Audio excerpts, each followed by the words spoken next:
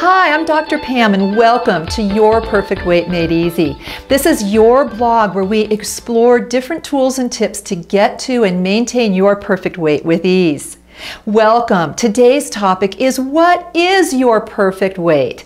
And it's actually part 2. We're going to be going into this a little bit deeper than last week, so stick with me if you were here last week as well. First of all, your perfect weight is where you feel fabulous, vital, energetic, and just able to do all the wonderful things in life that you want to do. But I know that you also want to be healthy. I got some questions this week about how do I know the weight I've chosen is a healthy one, and that's what we're talking about today. So we're going to look at the BMI chart a little bit more carefully. The BMI is a wonderful general guide to making sure that you're not overweight or obese.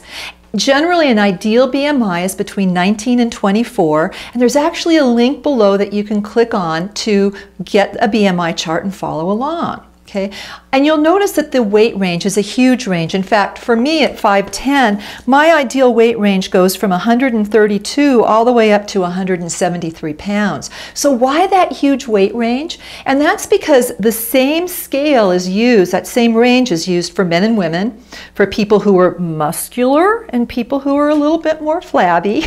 Or curvy, as I like to think of it. It's used for all of us, so it needs to be general. But what it is it's a good general guide to determine that you're not obese and that your weight is within normal limits range. But there's other things that we need to take into account too. First of all, the BMI does not measure your fatness level, the amount of fat you have on your body.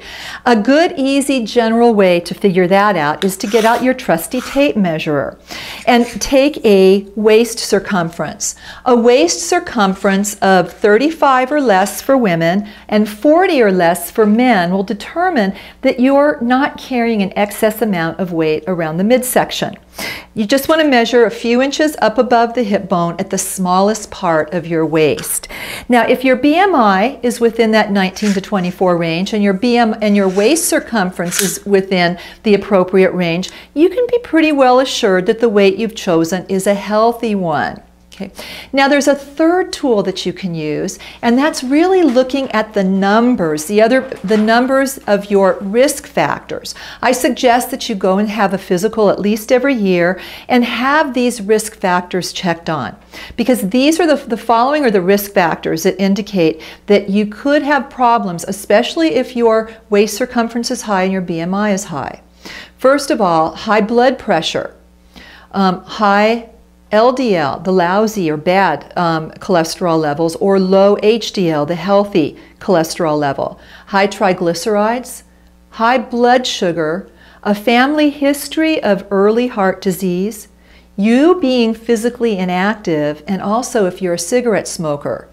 If you have two of those high risk factors, the suggestion is to have your weight be a little bit lower on the BMI scale. Okay, so medically speaking, doctors have found that if you just reduce your weight by about 10%, if you have two of those risk factors, the odds are very, very good that you'll have a large improvement in your health.